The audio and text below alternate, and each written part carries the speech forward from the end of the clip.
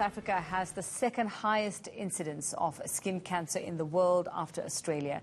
This is partly to blame on the high amounts of UV levels from the sun that South Africans are exposed to. Sunburn can occur after just 15 minutes in the sun, and the damage is permanent, irreversible, and adds up with each exposure. Well, let's discuss how best to protect yourself with Cara Noble. She's from the Cancer Association of South Africa. Cara, a very good morning. Thanks for your time. Very important day for us to bring all of this to people's attention. Let's talk more about that prevalence of skin cancer in South Africa. Where are we seeing it, and among sort of which particular group, if we can pinpoint?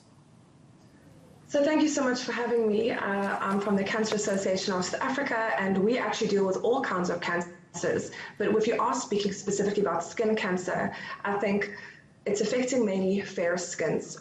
There is massive misconceptions that we actually work with, where a lot of people of color feel that they are basically immune to skin cancer, that there's nothing they need to worry about, they've got built-in melanin, don't need sunscreen, and that is not a very good perception to have, despite the fact that we know in fairer skins, like myself, I'm actually quite fair and have a lot of skin cancer in my family because fairer skin actually burns a bit more easily. And this is actually a big misconception that we have, and when we do discuss World Cancer Day, we're talking about myths and facts and a lot of misconceptions. And misconceptions is that only certain people experience skin cancer, but we do know that skin cancer is actually affecting a lot of South Africans right now. And the funny thing is, Cara, I mean, I've noticed even among family and friends, very few people actually prioritize things like sunblock, prioritize sort of putting a cap on when they're going outside. And I wonder why, after all the information, after the decades of awareness that guys like yourself have been creating around cancer in general as well. Yes, definitely. I think there are so many simple things that you can actually do to protect your skin from the sun. We know that most of UV damage and most people that are experiencing skin cancer in their later ages, it's actually related to very bad skin burns before the age of 18. So people that are 18 and under, really, obviously we need everyone to take care of their skins, to be reapplying sunscreen throughout the day. You can't, for example, only put one application on if you're swimming or playing outside or even doing sports. We know that if you just wear a bit of a longer sleeve in the sun, wearing a wide brim hat, wearing a small hat is going to keep your ears and your neck exposed. But for example, a wide brim hat will protect your ears, your neck and your shoulders as well. Wearing sunglasses that are at least UV 400. All of these very simple things do not have to either cost a lot of money, but there are things that we can all do. For an example, sitting under a tree or an umbrella instead of sitting really under direct sun. So if we can all make a few small changes, a lot can be done, but also to actually be aware of the moles on your body.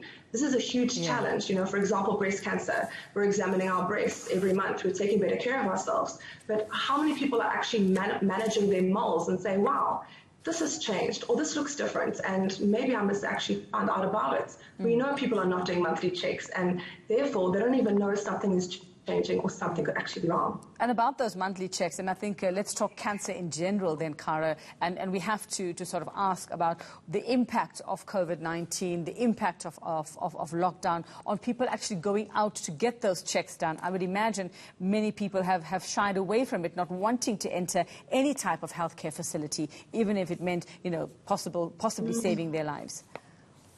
Yes, and this is so unfortunate. We know now that a lot of people have stopped going for screenings, and a lot of patients are actually going through a very difficult time as having cancer, because obviously a cancer patient has a much higher risk of contracting cancer.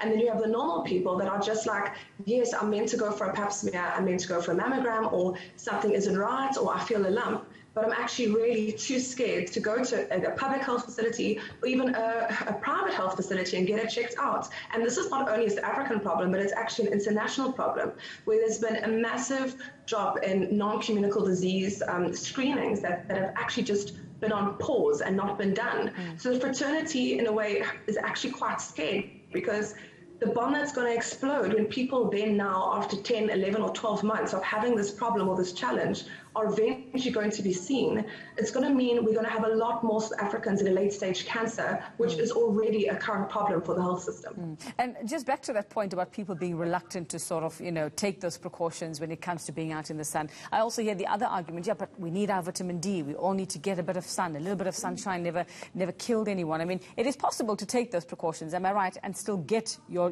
dose of vitamin D for the day? Yes. 100%. We just don't want you burning your skin. I think that is basically the bottom line. Go in the sun and have a great day. Yes, you must be in the sun and enjoy it. We all need vitamin D for your mind, for depression, to keep you going in these hard times. We know that studies showing about the benefit of vitamin D, especially with the COVID patients as well. At the same time, though, burning your skin blood red, or for example, if you're a darker tone, getting pimples and getting a rash when you're going in the sun and getting burnt, that is not a good thing to do. So we want you to have fun in the sun. We just want you to do so and just be a little bit more careful, especially with the young ones and the kids, because, unfortunately, they need responsible adults to keep telling them, to keep an eye on them, because having children with very bad sunburns is really not good for their future risk of skin cancer. All right, Cara Noble, thanks very much. She's from the Cancer Association of South Africa.